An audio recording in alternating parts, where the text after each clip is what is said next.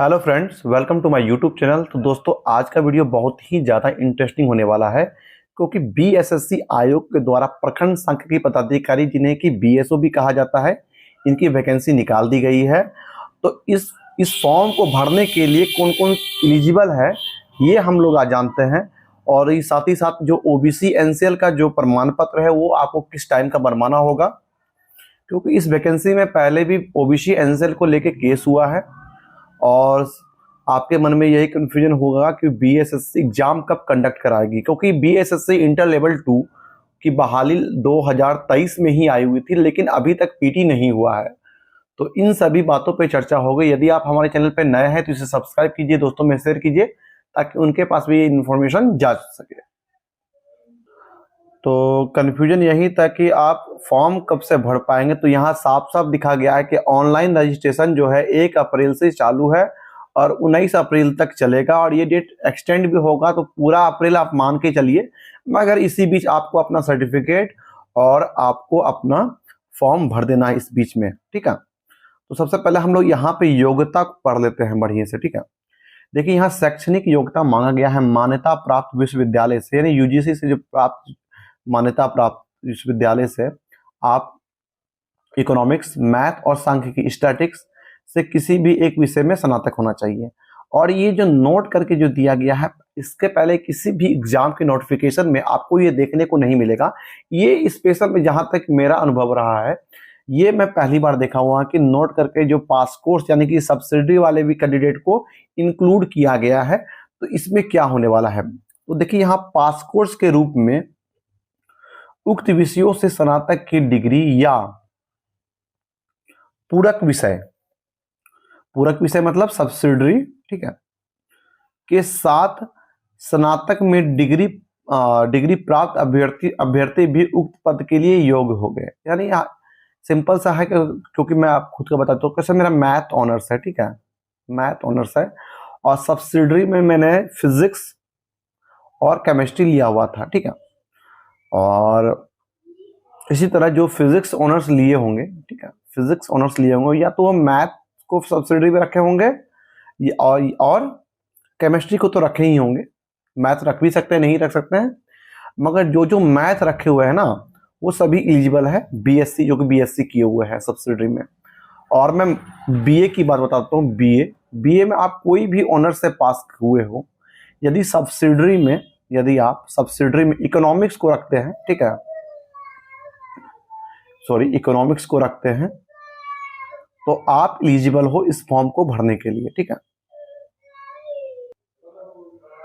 तो आप इस फॉर्म को भर सकते हो। और सांख्यिकी में भी यही है। स्टैटिक्स को यदि आपने सब्सिडरी में रखा है, ठीक है, सांख्यिकी को आपने सब्सिडरी में रखा है, तो आप एलिजिबल हो। आप बहुत सारे लड़के लोग कंफ्यूज हो रहे हैं कि क्या मैं एलिजिबल हूं, तो आप 100% एलिजिबल हो इस चीज के लिए, यदि आपने उसे पास कोर्स। देखिए, पास कोर्स और सब्सिडी दोनों एक ही चीज होते हैं, अलग अलग बस नाम है उसके। दोस्तों, जो मेन मुद्दा है ये आपका कि एनसीएल को लेके, देखिए, बिहार सरकार का कोई भी वैकेंसी जब आता है तो उसमें एनसीएल बनता है, ठीक है, क्योंकि यहाँ दो तरह का रिजर्वेशन दिया जाता है, एक बीसी कैटेगरी को और एक एमबीसी कैटेगरी। बीसी का मतलब होता है बैकवर्ड क्लासेस और एमबीसी का मतलब होता है मोस्ट बैकवर्ड क्लासेस। और यहाँ जो आप देख पा रहे होंगे, इसका अलग अलग वैकेंसी निकलता है। यहाँ मैं आपको दिखा दूं, ये जो आप ऊपर आइएगा और देखिएगा, यहाँ पे देखिए, यहाँ पे इसमें अलग अलग वैकेंसी निकला है, अत्यंत पिछड़ा वर्ग और पिछड़ा वर्ग।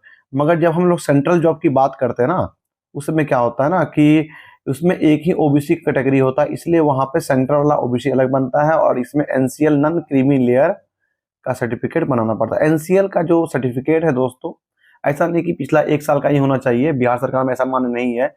आपको 18 तारीख यहाँ या 18 या 19 तारीख को जो लास्ट डेट है ना, उस दिन तक का यदि आपका बना हुआ है सर्टिफिकेट है, तो वो आपका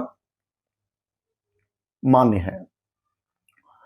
और इसका मैं बात बता रहा था, पीटी एग्जाम कब आपका लेने का उम्मीद है। देखिए, बीएसएससी इंटर लेवल की वैकेंसी सेकंड वाली जो है 2023 में निकला था, और अभी तक कुछ इसका अता पता है नहीं कि इसका एग्जाम कब लेगा। बार बार बीच में जो है 2 नोटिफिकेशन भी आए थे, मगर अभी तक भी क्लियर नहीं हो पाया है कि एग्जाम कब तक ले लिया जाएगा। तो इसी में लड़के लोग कन्फ्यूज है ये वैकेंसी भी बीएसएससी के द्वारा ही दी गई है, तो इसका एग्जाम कब तक आपका ले लिया जाएगा।